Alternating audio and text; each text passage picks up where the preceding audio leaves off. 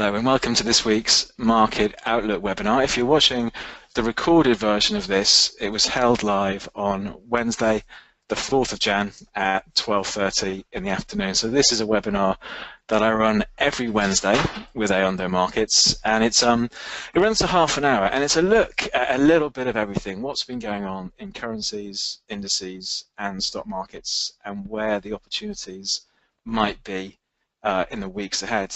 It's always an odd time of year, this, I think. You have fairly thin trading that goes on during December, and it does feel as if the week hasn't really started properly. I think maybe next week we'll get a bit more back to normal. This Friday, of course, we've got the payrolls, we've got the non-farm payrolls due out 1:30 UK time on Friday, so that could inject a little bit of volatility. So even though it's been something of I think a stuttering start to the year, there's still some interesting stuff to look at. Probably more at the moment this week to do with commodities and currencies. Stock markets, despite the FTSE moving to, I think, fresh all-time highs yesterday, stock markets still a bit as they were sort of during December. But we will look at the various stock markets as well. But I think maybe FX and commodities is a bit more interesting. But let's crack on. I think that risk warning has been out for long enough. I always end up doing this from the restaurant next door is taking out their recycling. So if you can hear bottles in the background, it's not my my Christmas consumption. It's Pizza Express sorting out their recycling. Right, so what we're looking at here, this is Aondo's trading platform. So this is TradeHub, and I thought we'd start off with maybe a bit of a left field one to start off with, but one where I think I've missed it this week. I've missed the opportunity this week, but I do think it could be an interesting year ahead for this one. This is the Australian dollar, US dollar market. So that's the Aussie dollar exchange rate. So we looked at this a few times last year because I think if I flip it onto a daily, we might see it a bit more clearly, because it was sort of humming and hawing as to whether the downtrend was over, the downtrend that had been in place for some while. If I just plonk a rough line on that, I don't know, something like that. Hang on, let me flip this over. Let me flip it over again. There we go.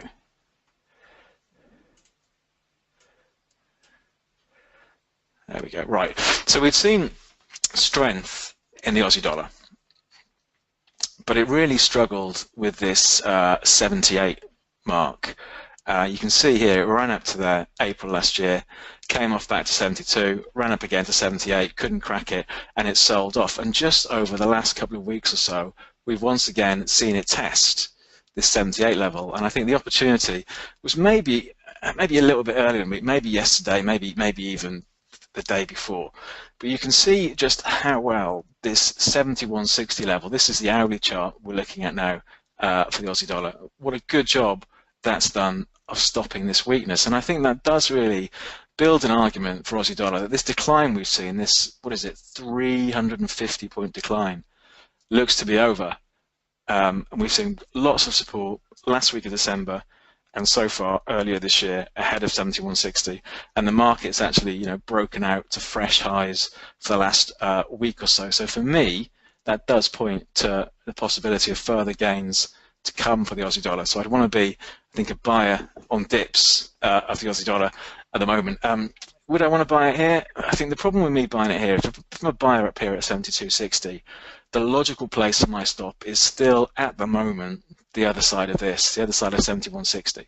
So we've got a 100+ point stop, which I suppose if you're looking for a massive longer term recovery, if we flip back to the dailies, if you think, well, this is the start of a move back up to 78 again, you've got, what's that, 530 points upside, so 100 point stop loss, 100 and a bit point stop loss you could justify. But for me at the moment, I think the best setup would be if we had a bit of a sell-off back to maybe the 72 area and a bounce. That for me would be a good opportunity to get in. But I do think the moves we've seen in Aussie dollar over the last couple of days have confirmed how strong this 71.60 support is from the last week of December, and does maybe build the argument that we're gearing up for yet another go at these highs that prove to be such a problem last year up at 78. So I think the Aussie dollar is going to be an interesting one to watch this year, continuing to maybe build the argument that that downtrend that's been in place for the last year, 2 years, has finally come to an end.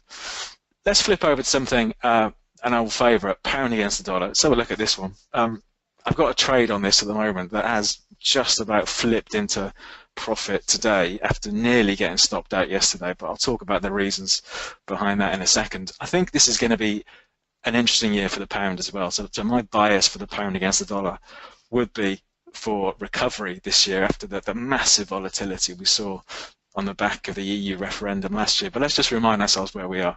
Clearly that was the referendum move, touched 150 overnight. Then when it became clear we were voting to leave, market tanked. I thought the lows that we saw beginning of July were the post-EU referendum lows. I didn't think it was going to go any lower. Those lows held for about 3 months, around about 128. Then the market slid again in October. We had that flash crash, that really strange one, that saw it, depending on whose charts you use, trade below 120. I think there is some discrepancies as to what the actual lows were for pound against the dollar during that flash crash. But since then, since those October lows, we have seen much more stability. Beginning of December, pound against the dollar briefly traded above sort of 127.50. It's given up 500 points since then. So in probably less than a month, it's given up 500 points, which is a sizable old move. But I do think again that maybe we're starting to build a base down here, and the argument I think becomes clearer if we look on the hourlies. If we take a look at the hourly charts. So if I was going to plonk a down trend line on here, so let's go from here, and if it looks something like that, then we had that move the last few days of December after the pound had dipped back to 122. We had the move that saw it push higher and push towards 124. So we broke out previous highs, and for those of you who attended these webinars last year, you'll know what a big fan I am of the importance of previous highs and previous lows. So we broke through 123, so we saw real strength breaking these old highs. The market ran out of steam a bit after such a run, which isn't surprising, but we did see, and it was yesterday I did the trade, and my thinking at the moment for pound against dollar, regardless of whether I've got a trade on or not, is that 122 is like the big level for shorter term traders. So if I just step forward, and again it does come with a caveat that these levels were set after Christmas, in between Christmas and New Year. So we've got to be maybe a little bit cautious, that clearly volumes weren't what they'd be during a normal week. So I ended up buying yesterday. So the market in the morning, the move I missed in the morning, dipped down to about 122.50, rallied up to 123, and then started to sell off. But we did see a bit of support coming in again ahead of that 122.50 low. So I thought, well, I'm going to buy down here, and I'm going to put my stop at 121.90, so just the other side of this level. So I bought at 122.50. The market then yesterday, we saw a heck of a move yesterday. Let me just show you what yesterday looks like on a 10-minute chart.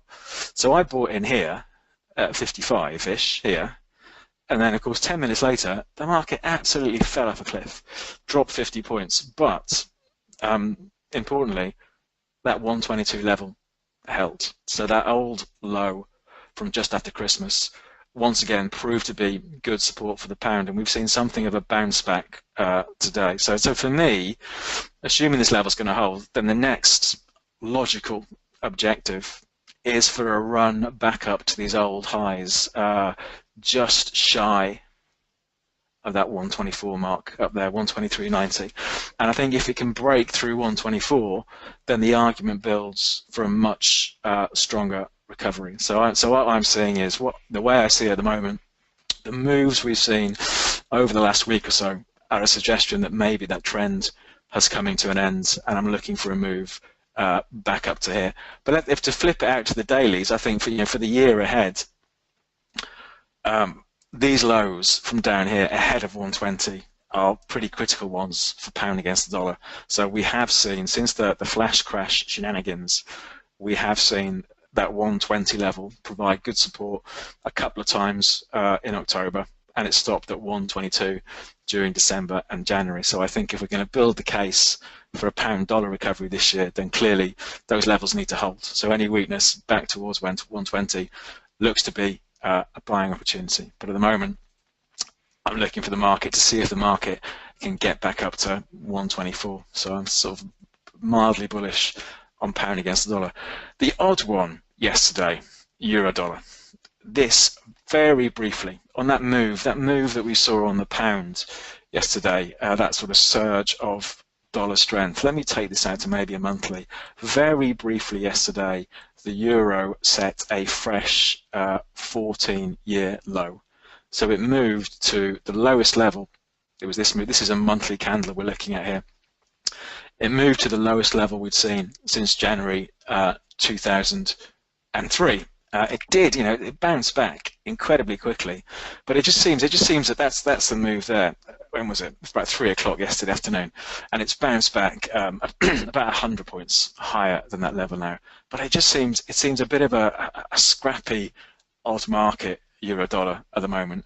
I think my bias would be to be a buyer if we got any weakness back to here, but with a tight stop under this spiky low. But you can just see, clearly it is being exaggerated by maybe thinner trading, but we're seeing some really odd moves in euro dollar this year. So not this year, just the last few weeks. So you can see how scrappy it is on the daily chart, and you could still argue that trend is most definitely still down. I think that's the US presidential election spike that we're seeing there, and I'd argue that euro dollar trend is still down. So that's one I'm not massively inclined to be trading at the moment. I think there are maybe clearer markets out there, but I think it's interesting that it did move to this 14-year low. It still shows there are sellers out there of the euro, even when we're not far from parity with the US dollar.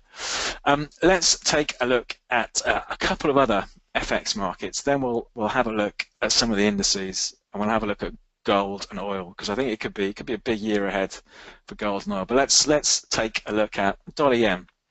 We've spent quite a bit of time last year looking at dollar yen, and the move that I missed, I can just never manage to get on board this move higher from the sort of the 100 area up to wherever we've been recently, 118.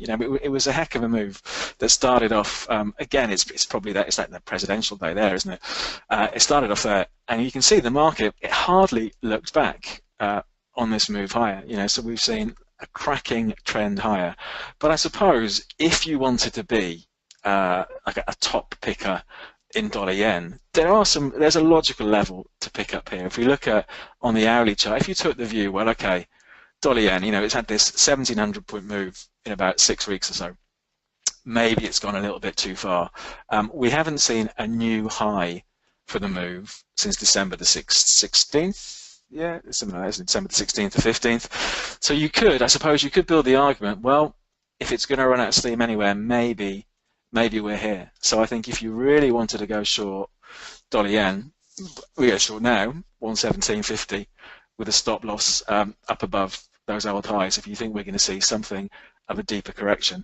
I think adding to the argument to go short here, I think there are a couple of things. I think, again, if you've attended these things before, you know what a big fan I am of big levels. We did see the old support, short-term support on the hourlies was broken in the run-up to New Year. The market did dibble below it. The market did recover, but it's failed to take out those old highs. So I think if you really wanted to be short dollar yen, then a stop loss above these old highs is the level where you'd want your stop if you were short. I think if those highs break, then I think all short bets are off, and we have to start looking for the market to ramp its way higher again. Maybe even going back up to these old highs from Feb last year, up around about the 122 mark. But I think it's interesting. I think the moves we've seen in dollar yen over the last couple of weeks, considering the run we saw last year, is there maybe a feeling out there that this is a market that's gone maybe a bit too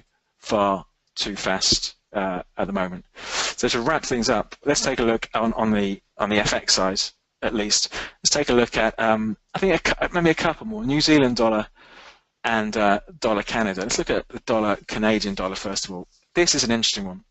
because I think of the move that we've seen over the last couple of days. I remember looking at this webinar, was it webinar a couple of weeks ago, 2 or 3 weeks ago, and it was at this point here, just ahead of the 130 level, because I think in the evening we had the Fed's latest interest rate decision, and it came out pointing, there was a rise, which was expected, but it also suggested 2 or 3 more rate rises coming in the next year.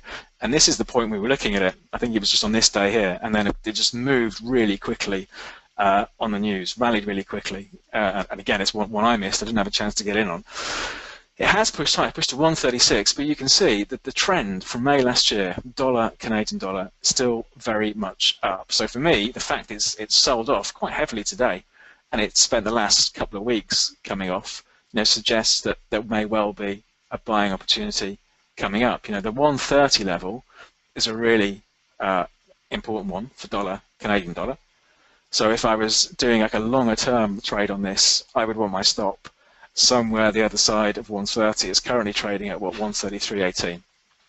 But for me, the opportunity is if it continues to sell off and we come back to this 131, 132 area and we see strength coming in, then the expectation would be, well, this trend has been in place.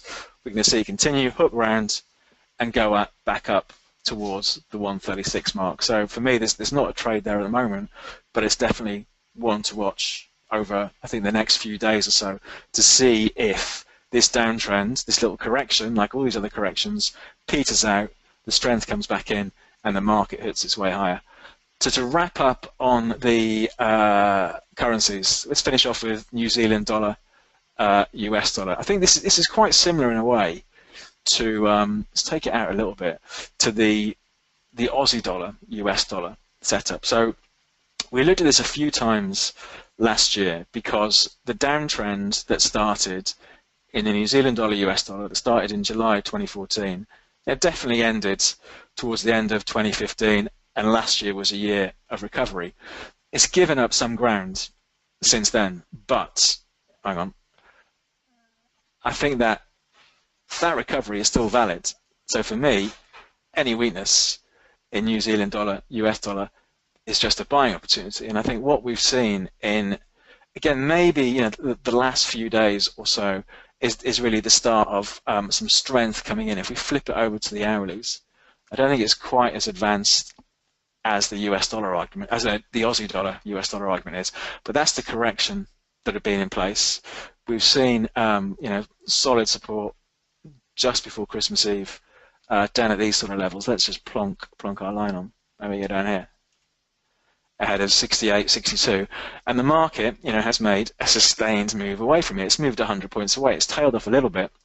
Again, maybe the opportunity was in the early hours of this morning. I think it came back down at midnight, came back down to the lows of yesterday. But again, I think for New Zealand dollar, US dollar, any weakness back to that 6900 level looks like a buying opportunity with a stop loss the other side of 68.60. So in recent weeks, particularly following that Fed decision, the story has been of dollar strength, US dollar strength. But looking at, I think a lot of the charts now and the moves we've seen over the last week, 10 days, it does seem to suggest that maybe it's time for the US dollar to give up some of that strength. So I think with FX, I think the immediate one to watch for me, Aussie dollar, US dollar, because we're breaking out. We've made a strong base down here, and we're breaking out. But stuff like pound against the dollar is always interesting, because of what's been going on over the last 6 months since the referendum, and also euro dollar, which is a bit of a madman at the moment. But euro dollar, because it broke to those sort of fresh 14-year lows yesterday. So that's the FX. Then let's take a look at the currency markets. The currency markets, the stock markets. Let's start off with let's do the FTSE. First of all, I think I've just clicked on the wrong thing there. Hold on a sec. There we go. Let's just remind ourselves where we are in the FTSE. So the move yesterday saw fresh all-time highs on the FTSE, so poking up towards 7,200.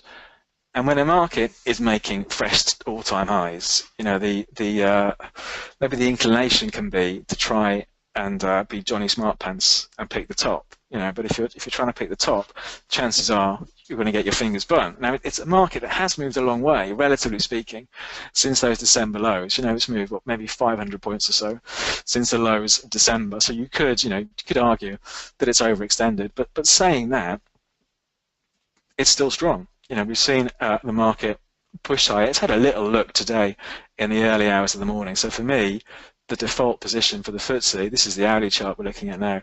If we were to plonk our trend line on for maybe the week before Christmas, the default position for the FTSE would still be to look to be a buy. It's all gone a bit weird because of the gap over New Year, but it's still looked to be a buy. We've got so much support left. We've got 7,070-ish from December the 29th, 7,015 from just before Christmas, then about 69.70. There's so much support. So I think even if we saw a FTSE sell-off at the moment, it's a braver man than me who bets against it.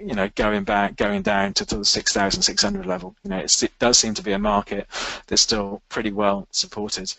I think if we look at US markets, though, clearly US markets drove a lot of this after the election. We saw investors, I think pretty much everyone was wrong-footed by how markets reacted. If you'd have said before the election Trump's going to come in and stock market's going to go through the roof, not many people would have believed that. But we've seen some odd moves. We've seen the Dow still hasn't hit 20,000. If you're unfortunate enough to watch financial TV, which is something I try and avoid, I think Dow 20,000 was all the excitement during December, and it came close, but it hasn't hit it yet. There's the move off the Trump win. So we've seen the market move maybe 10% higher from where it was at the beginning of November. This is the Dow. But it hasn't really gone anywhere in recent weeks. If we flip it over to an hourly, here we go. So we flip over to our hourly chart. So these are the highs, just before Christmas, sort of flirting with that 20,000 level, but not quite hitting it. Again, for me, it's a braver man than me who bets against it. It got as high as 19,987, so came within 13 points, of the 20,000 level. There's still plenty of support, as you can see, down here. It looks like it did have, I think, a little wiggle below the old support. So we've got quite a tight band, I think, of support and resistance for the Dow. These lows go back to December the 12th. So the last 3 weeks, the low has been about 19,750. And the high is 19,987, which is a pretty tight range for the Dow. 250 points or so is pretty tight. For me, rather than trying to second guess, is it going to 19,000 or is it going through 20,000? If you're short-term trading it's the usual thing. Looking at trades off levels. I actually did a little trade yesterday on it, just based off these simple levels. The market had broken higher overnight, broken higher the day before. And it sold off as the day went on. The market sold off, but looked to stabilise around about 19,770 ahead of here. So I bought at 19,790, I think, and got taken out at 19,860. So I made a bit on the way up. And I think at the moment, until we get a definite break either way, that's the way to trade it. The levels to watch, 19,750 to, let's say, 20,000. And we need the market to break out of here to give us a signal as to what the next major move might be.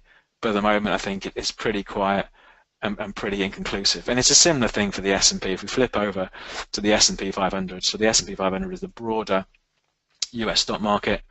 Let's have a flip on the dailies. You can see the same thing again. Since it made the sort of the fresh all-time highs mid-December, it's a market that's been pretty quiet. It's pretty range-bound, but there does still appear to be an appetite, if we flip over to the hourlies, to be a buyer on the dips. This is the S&P we're looking at. It sells off, it bounces back, and so it goes on. We saw a bit of like the Dow, a bit of a protracted sell-off end of the year, but it's bounced back to where it was, around about Christmas time. So I think dull, but still bullish, I think, for US stock markets.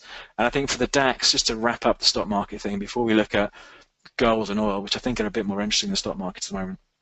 DAX, it's a similar sort of thing. These markets are, with the exception of the FTSE maybe, there we go. We've pushed out there to fresh recovery highs on the DAX, but we're still, quite a way below. If we went back to the April 2015 highs, the highs from July 2015. I think we did push through those November highs there from 2015, but there's plenty of hurdles for the DAX, not a million miles higher than where we are now. I think it's all going to be down to the US markets. US markets need to make up their mind from here. Are they going to carry on pushing higher, or are we going to see something of a correction? And I think that's going to be the thing that dictates what happens with European markets. Right, let's get on to commodities. Oil. Oil has pushed higher. So let's just see where we are for the price of oil. So this is US crude oil, the February contract. Okay, so last year, of course, this time last year, the story for oil was how bad the oil industry was doing, how many companies were closing down here in the UK. North Sea oil. How many jobs were being lost, and we saw oil, dip briefly below $30 a barrel. And as is often the case, when sentiment and sort of the mainstream media reach an extreme in terms of which way they think a market's going to go, that's exactly the time to do the opposite. So Feb, being a buyer of oil in February last year, you'd have almost have doubled your money based on where we are now. So we saw this recovery off those lows into early June. And we just saw fairly choppy trading. I've said a few times, I'm not a massive fan of trying to trade oil because I just find it too volatile for me. But we saw some choppy trading around about that, and then a rally back up around about the 50 level. The market sold off a bit into November, down to sort of 45. But in the last month or so, it's pushed higher again. It's pushed higher in a bit of a scrappy manner. But I think 2017, I would expect to see further recovery in the price of oil. The fact that it started the year by pushing to, I don't know, a fresh 12-month high, or back in December at least anyway, pushing out to fresh 12, 18-month highs. I do think the story this year will be a further recovery in oil. Let's have a look on the hourly charts to try and get a feel for some levels. So before that was that weird gap higher, wasn't it? I think it was some OPEC thing over the weekend. This move here was on a Sunday. So we saw this strange gap higher up to 55, and it sold off back to 51. But again, it's pushed back up again yesterday, back up to the 55 level. It's off about $2.50 from that. But you can see, I think, that first of all, if you were trading it based on the hourlies, the big levels, the first big levels, about 51? Let's say the 50-51 area has provided good support for oil. So if I was a buyer here and looking for a move much higher, I would probably want my stop the other side of 50, which is 250 points away. But $2.50 is nothing when it comes to the oil price. It fell that amount yesterday in what looks like a little under 3 hours. So I think if you're going to trade oil, in my experience, which isn't good with oil, you do need to give the thing room to wiggle around. But I do think, in the short term, we should maybe look for it to be underpinned by 50, 51. But I do think maybe the story for this year is for further recovery in the oil price. Maybe not, a $30 move like we saw from February last year. But it wouldn't surprise me to see it, 65-ish before the year is out. Let's see what happens. And then, if we went below 50, there's still plenty of support, ahead of 45, the 45, 46 area. So I do think, the bias for oil, because we saw, at least a 12-month high during December, I think the bias for oil is going to be higher. Someone's asked a question. The FTSE mostly goes up in December. What's the trend for January? I think I tweeted something yesterday. There's the company who published my book, To Get a Slide plugin, from years ago, Harriman House, they have a stock market almanac that looks at historical performances in the market. And I think traditionally the first few days of a new year are good for stock markets, but then the next couple of weeks are bad. So you do, and I remember writing stuff on this a long time ago, I think when I was at IG, that the January effect on stock markets, that historically stocks would make a pretty poor start to the year. We'll see. Let's see how this year pans out. But I think if you have a look on my Twitter feed from yesterday, I think there might be a link to some historical stuff. But I think historically that's how it plays out. So we'll see. We'll see what this January is like. Okay, so that's oil. I think the bias for oil still higher. Support 50-51. If that goes, I'll still be looking to buy with the stop at the side of 45, 46. I think the bias is higher. Now gold. I think this year, I've written a bit more stuff on it that I'll tweet it out later. I'll put it on my website. I haven't put it up yet, but I think this year maybe the bigger themes for this year. I think oil is going to be one, but also gold and the pound. It could be 2017 could be a year of recovery for gold and the pound. But let's just remind ourselves on gold, because I was quite bullish a lot of the time for gold last year until it slipped back below $1,200. But let's just remind ourselves, where we've been on the price of gold. 2011, gold peaked just above $1,900 an ounce, and the story for most of the years since 2011 has been of a declining price of gold. But what we saw last year, we did see a change last year. If I took it, this sort of more gradual downtrend that we'd had in place, something like that, there we go, from, what's that, from 2013. We did see, we started last year with the price of gold, and this is a weekly chart we're looking at, so each candle is a week's worth of trading. We started last year with the price of gold actually managing to break this downtrend. So rather than just slipping year on year as it had done for the last sort of 4 years, we did see something of a turnaround in the price of gold, and it did push high. It managed to push as high as what, 1375, I think, were the highs in the year, and it was dipping back, and I just thought, okay, we're going to go back up again, and then bang, it went crashing through the 1200 level. So it slid a lot lower, but again, I think in recent weeks we have seen a bit of strength coming in, and I think on webinars last year I was saying I reckon we'll see $1,500 an ounce before we see $900 an ounce on gold. So I do still think, even though we've given up so many of the gains that we saw last year, it doesn't necessarily invalidate the break of that trend. Major trends like the trends we see in commodities like gold do take some time to turn around. So for me, from a sort of maybe a longer term investor's perspective, while we remain above whatever that level is, $1,045 an ounce, I think the argument is for gold to recover. I think if that level went, it's also a level from back here, actually, from just on the way up, from back in January 2010. But so $1,045 an ounce, while we're above here, I think the bullish case still stands. If it broke that low, I would completely throw out the bullish argument. But for me, I think it could be an interesting year for gold, and I think maybe we'll see a run back up to these highs from last year. There was a good opportunity this week which I missed yesterday. I think was maybe one opportunity to get in on the shorter term trends. It's maybe not quite so clear on this chart, but the price of gold, we recovered. This is a week before Christmas, a little bit sideways, building a bit of a base, starts moving higher, and then got clobbered a little bit yesterday, but didn't take out any major levels. And just in the last few hours, it's moved to fresh recovery highs. So for me, from a short-term trading point of view, I don't think we've got a very good trend there. It's maybe a bit too shallow. But for me, if we did see weakness back to 1150, 1140, what is it now? 1166 an ounce. So if we saw weakness back to those sort of levels, it looks like a buying opportunity. And if I was trying to buy into this trend, I would probably want my stop the other side of these recent lows. But I do think it's an interesting one this year for the price of gold. And I think it does look like, if we take this chart out a little bit, it does look like it's broken the back again, which again is another argument for against the US dollar. Gold, you can think of gold, of course, just like any other currency, because it's quoted against the dollar. So when the dollar goes down, gold goes up. And here, what we're seeing, of course, is dollar strength, gold weakness, dollar strength. And in the last couple of weeks, we're seeing gold strength, dollar weakness. So maybe we'll see a much stronger recovery in the weeks ahead. But I think it could be an interesting year for gold. Based on that trend line break last year, we gave back lots of those gains. But I don't think the story is quite over yet for the price of gold.